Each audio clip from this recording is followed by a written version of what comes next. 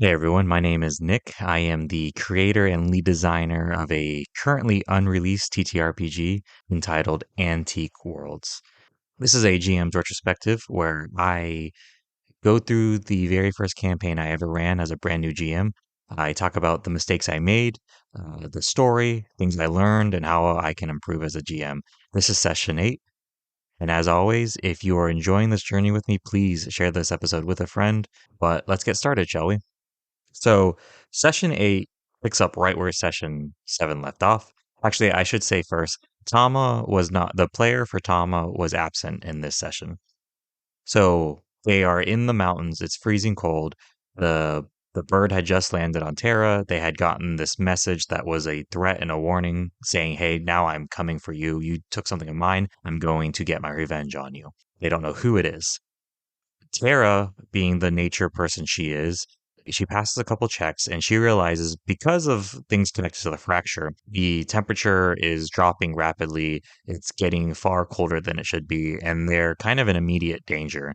So they quickly work together to build a little shelter for the group.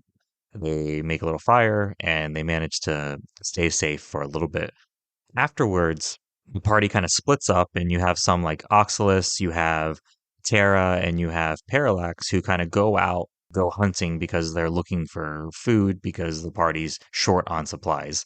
And as they're doing that, the rest of the group is kind of exploring the area. They end up finding this little area that was used as kind of like a drop site for some of the Pike's spies. And when they explore it, they find another one of those My Dearest letters. So, like, the guy they found at the bottom of the secret library had the letter from his wife in his jacket pocket. It's a continuation of that series of letters. So, I'm going to go ahead and just kind of lay out the My Dearest letters because like I said, they are found throughout the rest of the campaign, and there's two parts to them. They are used to give lore and needed information to the party, and at the same time, these it's slowly revealed that these two people, Caspian and Darcy, this husband and wife, are actually the parents of one of the party members. It's slowly revealed that these letters take place like 25 years ago, and they both are spies for the Pikes, and they are working on a way to fix the fracture. They travel throughout the world. Most of the time, Darcy, the wife, is in Calsuvia, and she is hunting down a cult that is working to help essentially Teolia destroy the planet. So, and it gets revealed that the leader of this cult's name is Jacob. And that's important because it ties into Tama's backstory, which comes out later. So she is in Calsuvia hunting down this cult and trying to get in touch with the leader to stop them. And then throughout these series of letters, it's also revealed that she is pregnant. So between the vision that just happened where the woman in robes that was running throughout Calsuvia and giving an infant to the man, between the time frames that's dropped of when these happened, there was enough pieces that the party put together and kind of guessed as to who they were the parents of in the party. That happens in about 5 sessions or so. I kind of didn't save that reveal for the actual session just because the party didn't really have a reaction to it. That like no one at the table really reacted when they figured it out. So it was just kind of like, oh, that's the parents. Okay, moving on. So I figured I would just get that out of the way now. Kind of just if any more important information comes up in the My Dearest letters, I'll mention it in the session that it falls in. But for the most part, that's all they were used for, which is giving information and lore to the party, which they would need to solve things, and then also for expanding someone's backstory and helping them realize who the parents were. Now, because of the weather, once the party's back together, okay. So I should say, before the party gets back together, the group that was out hunting, they stumble across these monstrous tracks, and they realize there's a handful of beasts or monsters or something along those lines that is in the area, and they're slowly encircling and stalking the party. They're based on their roles, they're pretty sure they're being stalked by these monsters. So the group kind of reconvenes and they're back together, and they realize between the weather being what it is and these monsters, beast things stalking them, they're not really safe out here. They start trying to figure out if there's any kind of safe towns or villages in the area. And Sloane knows of a basically a resort town in the area that's not far that they could get to and be safe there. So the group, they pack up, they travel to that little resort town, and when they get there, they're actually not allowed inside because the entire resort is on lockdown. Sorry, is on lockdown. And the reason they're on lockdown is because there had just been like 3 grisly murders there. Now, the party has those papers that Nakoa and the High Lord gave them. So they use those papers to say that they're acting under the orders of the High Lord, and they demand entry, and they are given entry. And it's kind of like through subterfuge and lies and stuff like that. The party basically convinces the mayor of the town, like, hey, we're working for the High Lord to help you out with this situation. Let us take a look at those murdered bodies. So the mayor, agrees. He's just happy to have the help, especially from the High Lord. So he takes them to where the bodies are. They find the bodies. One of them is actually someone they recognize, and that's the Kest, which was the man from a couple of sessions ago that was from the little village of Camden that was going to get help because the children kept going missing. So he is now dead, and on his body he has like carved into his skin stuff about revenge, flesh for flesh, and stuff about revenge, like return sevenfold and flesh for flesh. So they feel like those messages are the party feels like those messages are pointed at them. And then after doing some more examination, they find that there is grain in the hair of the Kest, and it's the same grain from his village of Camden. So the party kind of deduces that he was killed in Camden and then his body was drug here. They feel like this was a pointed message about them that is probably connected to the letter that was dropped off by that crow or that bird that landed on Tera at the end of last session. So, what they do with the mayor is they say, hey, we're going to keep investigating this. We have clues that are taking us elsewhere. Can you secure us with a way to travel? And the mayor ends up giving them another one of those dragonfly vehicles. So now they have something to quickly take them back and forth.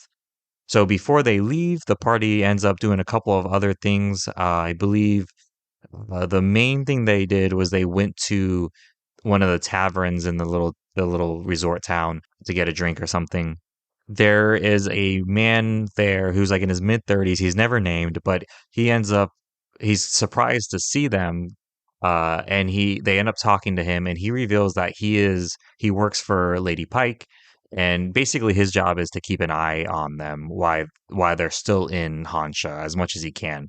So he's loosely been tracking them, and he kind of relays that Lady Pike isn't happy with their progress. Sorry, with their progress, that they're going a lot slower than she thought they would, and she feels like they are wasting time, especially interacting with the Mayans. And she did not appreciate they blew up that little factory a couple of sessions ago as well, because that resulted in skirmishes breaking out between the Pikes and the Mayans. So that was relayed to them. The party didn't agree. They said, "Hey, we're trying our best" or whatever. And then that spokesman, he wasn't a nice guy. He was kind of a tool. But he also, throughout the conversation, he actually reveals that between them going into the cave and now coming to here, it was actually a week's time. Not even so they realize between talking to Teolia, which was longer than they thought, and then going into the mountain, time was heavily distorted, and it took basically like a week longer than they thought it was going to take, or it was a week longer than they thought it had taken. They kind of break ties with that spy, and he goes on his way, and honestly he's never seen again in the entire campaign. But what's funny is I had plans to use him more. It just never worked out. And I was going to basically have a reveal that let me back up. So in the My Dearest letters, it's revealed that while Darcy is pregnant, this is not their first child. They actually have a son. So what I was going to do was I was going to tie it in that this man who's working for the Pikes is that son that's mentioned in the letters. I don't think I ever officially tied that in, which means the party member whose parents were Darcy and Caspian, this would be their brother. I kind of wanted their first time meeting this character for him to come off the wrong way and them to not like him. But because of the way the campaign went, it never came around to that. So I think that's the first time I've told that as well. So, there's some more news if any of my players are listening to this. So after that, they now have a vehicle and they're going to go back to Camden and figure out what's going on in Camden. They want to go back to Camden and see what's going on if they can see who's targeting them. Now, Tara realizes that when they leave this little resort town and head to Camden, they're actually going to pass by Lutta, which is the city or which is the little village that she was born in and where her family tragically died. So she wanted to go back to see if she could find any kind of clue as to where her sister might be. So they travel to the little village of Lutta. And when they get there, all it really is a bunch of like burnt down small houses and what like basically the charred remains that's left behind. And they're all basically, 15, 20 years old at this point. So they end up searching the little bit of area that they can because there's not a lot. And there are two kind of separate things happen. So Tara's searching the burnt down remains of her house and she ends up finding this small, fireproof safe, very tiny, and she gets it open and inside is a badge. And this badge signifies a special guard unit that protects the senators that are from the country of Arlok. So basically, this badge in lore belongs to an elite unit the that protects a senator of Arlok. In Arlok, senators are basically royalty. They don't have kings and queens, but the senators act the same way they do. So this badge belonged to someone who protected royalty that was from Arlok, and it was in the burnt down remains of her family's home. And I believe Tara has a memory of her father wearing that badge, so she knows that badge belongs to her father. Now, while that's going on, the party's also doing more searches as well, and Sloane ends up doing a natural 20 on her check, and so I give the party a bit more information because she nat 20'd. Between her and Parallax, because I'll explain in a minute, but between the two of them, they're able to put together what happened, why this place kind of burned down. And it was they deduced that Anji Jin and TX-30 had a battle here. They find old, torn, shredded articles of parts of uniforms that would have belonged to someone that was in Anji Jin's unit. Then they find old, destroyed pieces of metal that would have been used by TX-30. And since Parallax knows who TX-30 is and has worked with him, and then Sloane knows who Anji Jin is and is familiar and is trained with him as well. Like I let them be able to kind of figure out that these two people were there. And so they engaged in battle, and that battle resulted in the little town burning down. So now they're just trying to figure out who was the aggressor and who was the defender. While normally I play my cards too close to the chest, this time I was a lot more open, especially seeing as a nat 20 was rolled. I did express to them that TX-30 was attacking this town and targeting Tara's parents, and Anji was in the process of protecting them. Basically, with that reveal, we went ahead and ended the session there. And it's funny is This reveal had a lot more excitement behind it that TX-30 and Anji Jin also are now connected to Tera's backstory. And that because of the vision that Tera got, seeing her sister was wearing the uniform of Nakoa's unit, it seems like that Anji defeated TX-30 and basically either, depending on how you look at it, saved her sister or kidnapped her sister and took her to train with the Mayans. That reveal got a way better reaction than the reveal about two spies, Darcy and Caspian, being the parents of one of the party members. So it's just funny how some reveals everyone likes and then some reveals kind of fall flat on their face. But yeah, so the session ends with basically them taking a rest in Lutta, and then next session's going to pick up with them in Lutta. So my question to you guys is sound off in the comments if you can. But have you ever had a reveal that was absolutely amazing? And have you ever had a reveal that actually just fell on its face and no one really cared? But let me know in the comments how you handled either of those. But I appreciate you for tuning in. As always, I appreciate the support. And if you enjoyed this episode, please share it with a friend. And as always, I will see you in the next one.